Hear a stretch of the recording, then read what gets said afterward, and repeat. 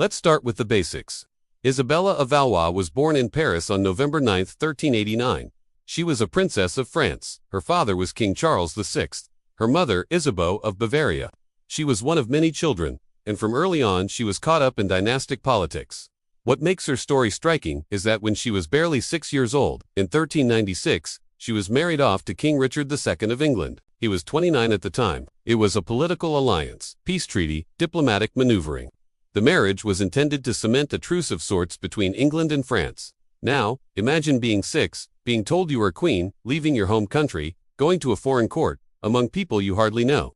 What was Isabella like in this situation? Historians don't have a ton of personal letters describing her inner thoughts in childhood. Much of what we know is through diplomatic records, chroniclers, sometimes accounts by court insiders.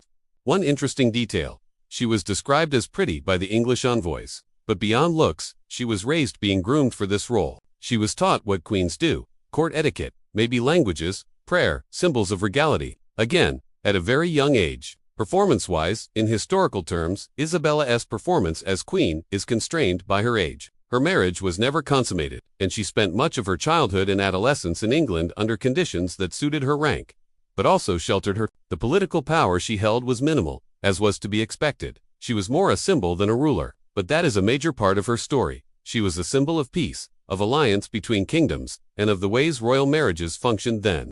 Her story also shows us how kings used marriage as territorial diplomacy. Richard II was facing threats, internal unrest, external pressure.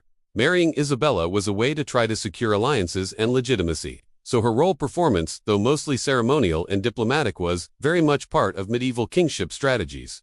Design elements: if we shift from pure historical performance to how Isabella has been portrayed in popular history or art, there are some intriguing points. In illustrations, portraits, or dramatizations, she is almost always depicted in courtly dress, obviously some idealization of youth, innocence, sometimes in the background of power, rather than at its center. She appears in history as someone whose personal agency was limited by age and politics. She's often forgotten because she didn't rule, didn't produce heirs, didn't become embroiled in scandal or rebellion in her own right. That forgetfulness is part of her unique selling point. If you will, she is mysterious, understudied, evocative. Because she didn't have the dramatic life arc of some queens, she gets overlooked. But that also gives modern storytellers room to ask questions and sympathize. What are her unique selling points as a historical figure? First, the age gap. 6-year-old bride, 29-year-old king. It shocks modern sensibilities. It raises questions about consent, childhood, power imbalance. That tension itself is something that many people find compelling when hearing such a story. Second, the diplomacy side. Her marriage wasn't about romance. It was about peace, about political stability. This was how medieval Europe worked.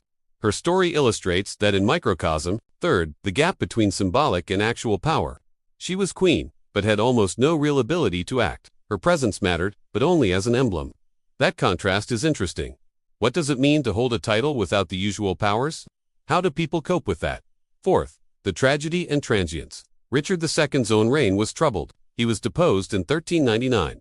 Isabella eventually returned to France. She was widowed in her early teens, remarried, had children, but lived in the shadow of greater historical forces. Wikipedia now. What are the downsides or performance limitations of treating Isabella's story? One is lack of source material. Because she was young and largely removed from direct power, there are fewer letters, fewer contemporary chronicler accounts about her feelings or her influence. Much of what we fill in is educated conjecture. Another limitation is context. Many viewers might judge her by modern standards: child marriage, power imbalance, without fully appreciating the norms of medieval Europe. That doesn't excuse things, but it does complicate how we interpret her life. Also, because she is forgotten, there are gaps. Sometimes myths or legends overreach. Stories about what she might have done, or what people in her court thought, sometimes rest on later retellings or even fictional dramatizations. So separating fact from artistic license is part of the challenge in studying or telling her tale.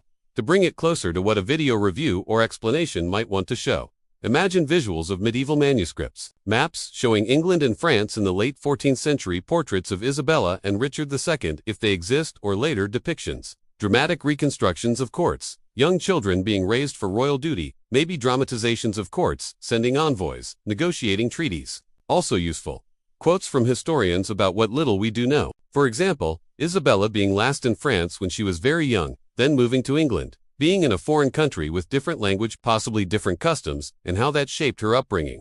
When you weigh her story overall, you see a figure who represents the intersection of innocence, duty, power, and politics.